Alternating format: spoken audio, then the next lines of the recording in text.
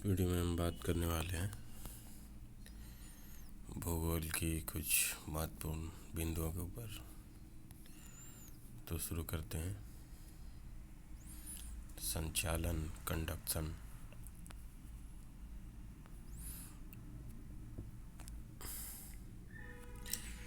जब असमान ताप वाली दो वस्तुएं एक दूसरे के संपर्क में आती है तो अधिक तापमान वाली वस्तु से कम तापमान वाली वस्तु की ओर ऊष्मा प्रवाहित होती है। ऊष्मा का यह प्रभाव तब तक चलता रहता है जब तक दोनों वस्तुओं का तापमान एक जैसा ना हो जाए।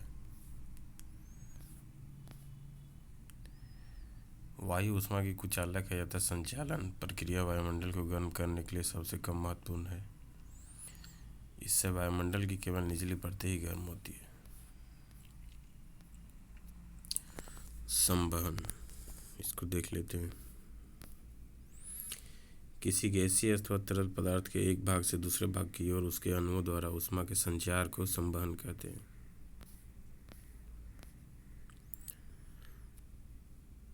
संवहन गैसीय तथा तरल पदार्थों में इसलिए होता है क्योंकि उनके अणुओं के बीच का संबंध कमजोर होता है। यह प्रक्रिया ठोस पदार्थों में नहीं होती है। वायुमंडल की निचली परत भौमिक विकिरण अथवा संचालन से गर्म हो जाती है तो उसकी वायु फैलती है, जिससे उसका घनत्व कम हो जाता है।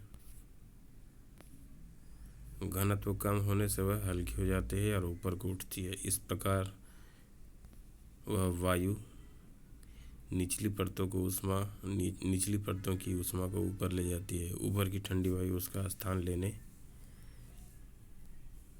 के लिए नीचे आती है और कुछ देर बाद वह फिर गर्म हो जाती है। इस प्रकार संवहन प्रक्रिया द्वारा वायुमंडल क्रमशः नीचे से ऊपर गर्म होता रहता है। वायुमंडल गर्म होने में यह मुख्य भूमिका निभाता है। यभिवहन, इस प्रक्रिया में ऊष्मा का क्षैतिज दिशा में स्थानांतरण होता है। गर्म वायु राशियां जब ठंडे इलाकों में जाती है तो उन्हें गर्म कर देती है। इससे ऊष्मा का संचार निम्न अक्षांशीय क्षेत्रों से उच्च अक्षांशीय क्षेत्रों तक पहुंचता है। समताप रेखा, वह काल्पनिक रेखा जो समान तापमान वाले स्थानों को मिलाती है। समताप रेखाएं पूर्व से पश्चिम दिशा में अक्षांशों के लगभग समानांतर खींची जाती है। इसका कारण है कि एक ही अक्षांश पर स्थित सभी स्थानों पर एक ही मात्रा में सूर्यताप प्राप्त होता है और तापमान भी लगभग एक जैसा ही होता है। जल और स्थल पर तापमान भिन्न होते हैं, अतः तटों पर तापमान रेखाएं अकस्मात मुड़ जाती है। दक्षिणी गोलार्ध में जल भाग अधिक है और वहां पर तापमान संबंधी विषमताएं कम पाई जाती है। इसके विपरीत उत्तरी गोलार्ध में जल भाग कम है और वहां पर तापमान विषमताएं अधिक पाई जाती है। इस कारण दक्षिणी गोलार्ध में समताप रेखाओं में मोड़ कम होते हैं और उनकी पूर्व पश्चिम दिशा अधिक स्पष्ट है। संसार के अधिकांश क्षेत्र में जनवरी एवं जुलाई के महीनों में न्यूनतम अथवा अधिकतम तापमान पाया जाता है। यही कारण है कि तापमान विश्लेषण के लिए बहुधा इन्हीं दो महीनों को चुना जाता है।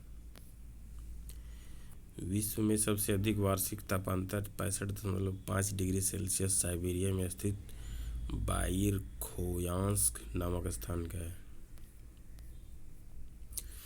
वायुदाब बैरोमीटर से मापा जाता है। वायुमंडलीय दाब की इकाई बार है। समदाब रेखा, समान वायुदाब वाले स्थानों को मिलाने वाली रेखा समदाब रेखा है। पृथ्वी के धरातल पर 4 वायुमंडल कटिबंध है, 4 वायुदाब कटिबंध है। विश्वतरीय निम्न वायुदाब, यह पेटी भूमध्य रेखा से 10 डिग्री उत्तरी और 10 डिग्री दक्षिणी अक्षांशों के बीच स्थित है। यहाँ सालों भर वर्ष सूर्य की किरणें लंबवत पड़ती है, जिसके कारण तापमान हमेशा ऊंचा रहता है। इस कटिबंध में धरातलीय क्षैतिज पवनें नहीं चलती है, बल्कि अधिक तापमान के कारण वायु हल्की होकर ऊपर उठती है और संवहनीय धाराओं को जन्म देती है। और यहाँ निम्न वायुदाब रहता है, इसलिए इस कटिबंध को शांत कटिबंध या डोल्ड्रम कहते हैं। विषुवत रेखा पर पृथ्वी के घूर्णन का वेग सबसे अधिक होता है, जिससे यहाँ पर अपकेंद्रीय बल सर्वाधिक होती है, जो वायु को पृथ्वी के पृष्ठ से परे धकेलती है। इसके कारण भी यहाँ पर वायुदाब कम होता है। तो ये सब था आज के वीडियो में। पूरा वीडियो देखने के लिए धन्यवाद।